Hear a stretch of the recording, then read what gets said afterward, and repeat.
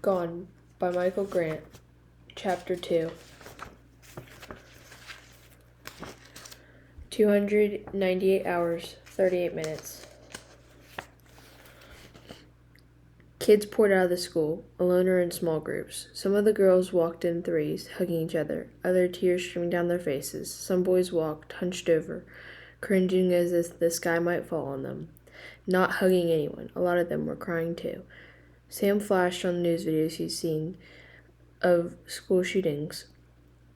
It had that kind of feel to it. Kids were bewildered, scared, hysterical, or hiding hysteria beneath laughter in bold displays of rowdiness. Brothers and sisters were together, friends were together. Some of the really little kids, the kindergartners, the first graders, they were wandering on the grounds, not really going anywhere. They weren't old enough to know their way home. Preschoolers in Perdido Beach mostly went to Barbara's daycare, a downtown building decorated with faded applicants of cartoon characters. It was next to Ace Hardware stores across from the plaza from the McDonald's. Sam wondered if they were okay, the littles down at Barbara's. Probably not his responsibility, but he had to say something. What about all these little kids, Sam said. They'll wander into the street and get run over. Quinn stopped and stared. Not the little kids, but down the street. You see any cars moving? The stoplight changed from red to green. There were no cars waiting to go. The sound of car alarms was louder now. Maybe 3 or 4 different alarms, maybe more. First we see about our parents, Astrid said. It's not like there are any adults anywhere.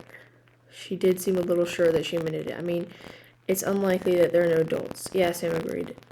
There must be adults, right? My mom will most likely either be home or playing tennis, Astrid said, unless she has an appointment or something. My mom or dad will have my little brother. My dad's at work. He works at PB&B. PB&B was Perdido Beach Nuclear Power, the power plant that was just 10 miles from the school. No one in the town thought about it much anymore. For a long time ago in the 90s, there had been an accident, a freak accident, they called it. A once-in-a-million-years coincidence. Nothing to worry about. People said that's why Perdido Beach was still a small town, why it had never gotten big like Santa Barbara down the coast. The nickname for Perdido Beach was Fallout Alley. Not very many people wanted to move to a place called Fallout Alley, even though all the radioactive fallout had been cleaned up. The three of them with Quinn, a few steps ahead, walking fast on his long legs, headed down Sheridan Avenue and turned right on Imelda. At the corner of Sheridan Avenue and Imelda Avenue, there was a car with an engine running. The car had smashed into the parked SUV, a Toyota. The Toyota's alarm came and went, screeching 1 minute, then falling silent. The airbags of the Toyota had been deployed, limp, deflated. White balloons drooped from the side steering wheels, the dashboard. No one was in the SUV. Steam came out beneath the crumpled hood. Sam noticed something, but he didn't want to say it out loud. Astrid said, "The doors are still locked. See these knobs? If anyone had been inside or gone out, the doors would be unlocked. Someone was driving and blinked out," Quinn said.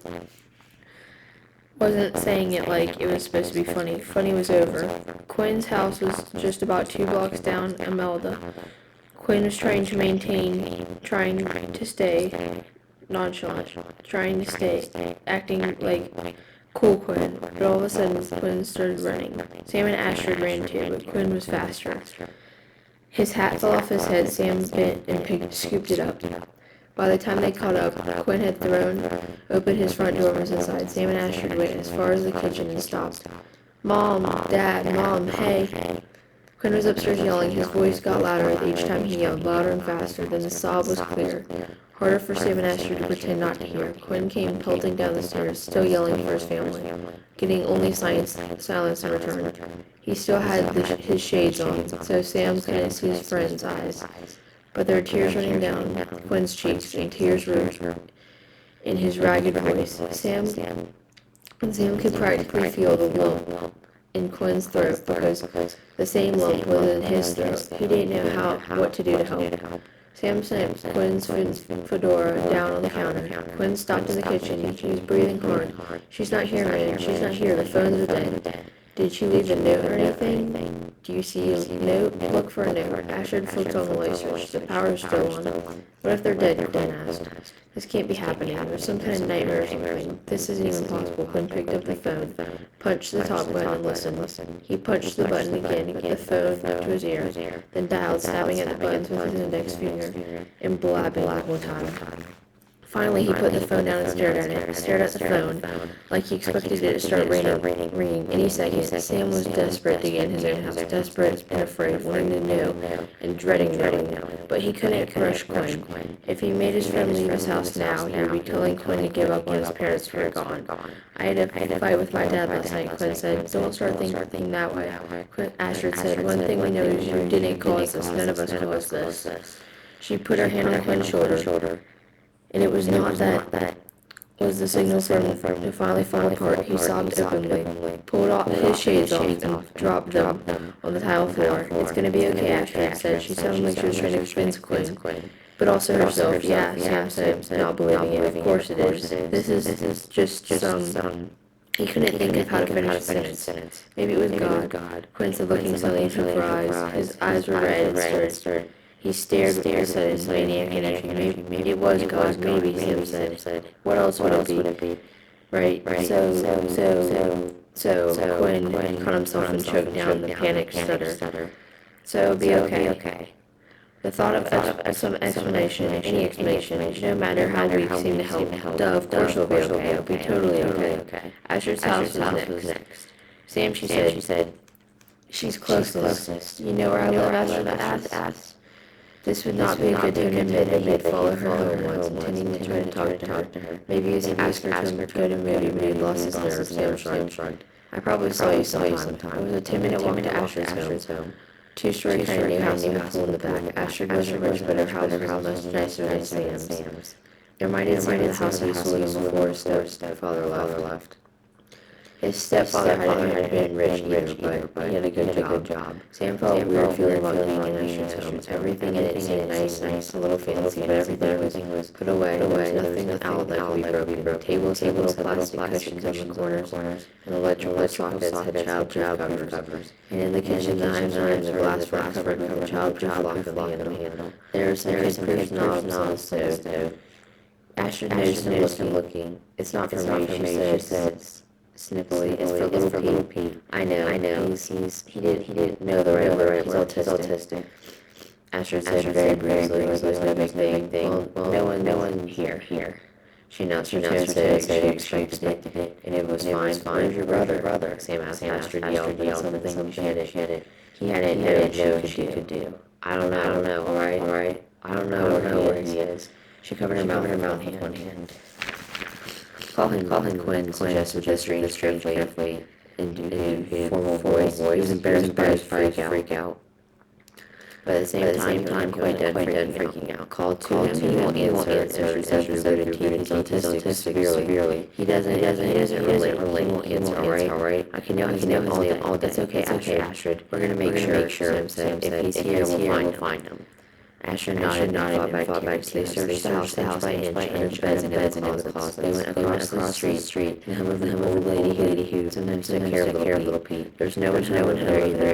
They searched every room. Sam felt like a burglar. He might be with his mom. My dad took him, playing with him. He does that when no one else. When there's no one else to babysit. Sam heard desperation in her voice. Maybe half an hour passed, the sudden disappeared. It was still weird. Ashford seemed about to fall apart. It wasn't lunchtime, but already Sam wondered about the night. The days were short. It was November 10th, almost Thanksgiving. Short days, long nights. Let's keep moving, Sam said. Don't worry about little people, we'll find them. Is that meant to be a pro forma insurance or specific comment? Ashford asked. Sorry. No, I'm sorry. I meant, you'll help me find little Petey. Ashford asked. Sure. Sam wanted to know that he'll find her anytime, anywhere, forever. But he came. What is it to talk anything south beyond out here and find, but need to check his need to check something else, needing to see if he was crazy, see if it was still there. This was all crazy, but Sam, first Sam, the crazy had started before. For the hundredth time, Lana craned her neck and looked back and checked on her dog. He's fine. Stop fretting, Grandpa Luke said. He could jump out. He's done all right, but I don't think he'll jump out. He's not dumb. He's a very smart dog. Lana Arwen, Blazer, who sat in the front seat of her grandfather's battered, once red pickup truck. Patrick, yellow Labrador, was in the back seat, ears streaming, the brains tongue hanging out. Patrick was named for Patrick Star, and not very bright character in SpongeBob. She wanted him up front with her. Grandpa Luke had refused. Grandfather turned on the radio, country music. He was old. Grandpa Luke, lots of kids had young grandparents. In fact, Lana's other grandparents, her Las Vegas grandparents were much younger. Grandpa Luke was old and wrinkled up leather kind of way. His face and hands were dark brown, partially from the sun, partially because of his Kumish Indian. He wore a sweat, strange straw cowboy hat, and dark sunglasses. What am I supposed to do for the rest of the day? Lana asked. Grandpa Luke swerved to avoid a pothole. Do whatever you want. I don't have a TV or DVD or internet or anything. Grandpa Luke's so-called ranch was so isolated. The old man himself was so cheap. His one piece of technology was an ancient radio that only seemed to pick up the religious station. You brought some books, didn't you? That muck out of the stable.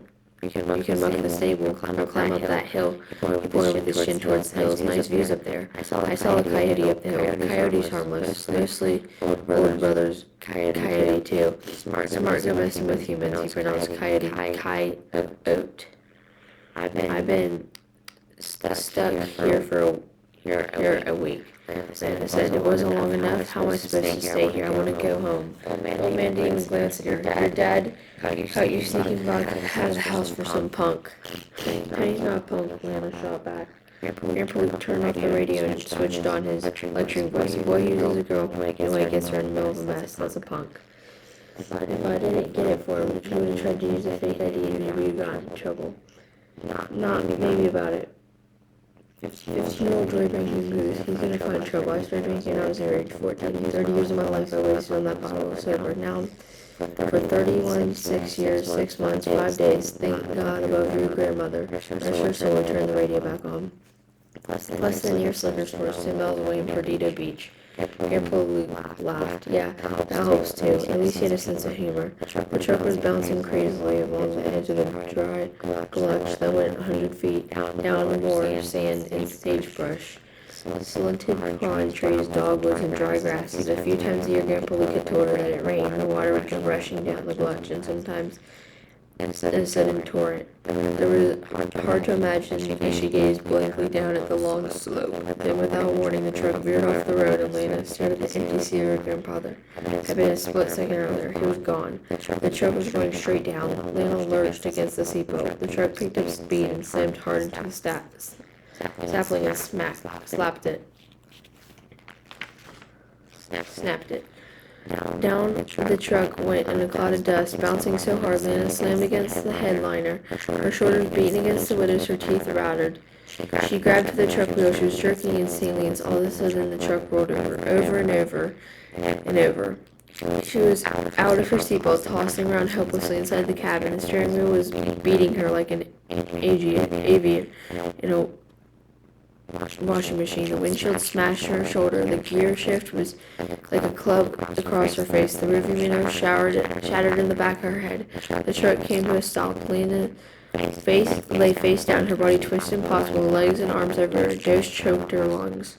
Her mouth was full of blood. One day her eyes had blocked and unable to see. What she could see was one dead eye. It was impossible to make a sense of it first. She was upside down, looking at the patch of low cactus that seemed to be growing at the right angles to her.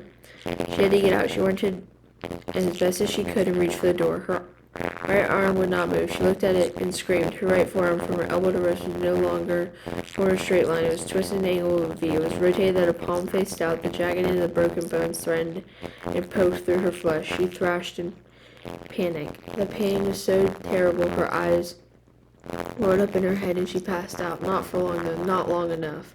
When she woke up, the pain in her arm and left leg and the back of her head made her stomach rise. She threw up all over what had been tattered headliner of the truck. "Help me," she croaked. "Help me, someone help." But this wasn't her agony that she knew, and nobody was going to help. They were miles from Perdido Beach, where she had lived until a year ago, when her folks moved to Las Vegas. This road led nowhere except to the ranch. Maybe one week someone would come down this road, a lost backpacker, an old woman who played checkers with Grandpa Luke. "I'm gonna die," Lana said to no one. But she wasn't dead yet, and the pain wasn't going away. She had to get out of this truck. "Patrick, what happened to Patrick?" She croaked his name, but there was nothing. The windshield started to crumble, but she couldn't kick it out with her one good leg. There was only one way, the driver's side window, which was behind her. She knew the mere act of turning around would be excruciating.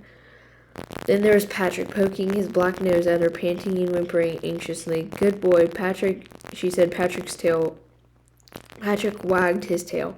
Patrick was not some fantasy dog that suddenly learned to be smart and heroic. He did not pull Lana from the steaming wreckage, but he stayed with her as long as she spent an hour of hell crawling on the sand.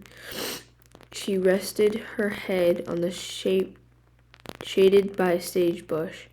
Patrick licked the blood from her face. With her good hand, Lana detailed her injuries. One eye was covered in blood from a gash on her forehead. One leg was broken, or at least twisted beyond the use. Something hurt inside her lower back, down where her kidneys were. Her upper lip was numb. She spit out a bloody piece of broken tooth. The worst by far was a horrifying mess of her right arm. She couldn't bear look at it. An attempt to lift it was immediately abandoned. The pain could not be endured. She passed out again and came much later. The sun was remorseless. Patrick laid and curled beside her, and in the sky above a half-dozen vultures, and their black wings spread wide, circling, waiting.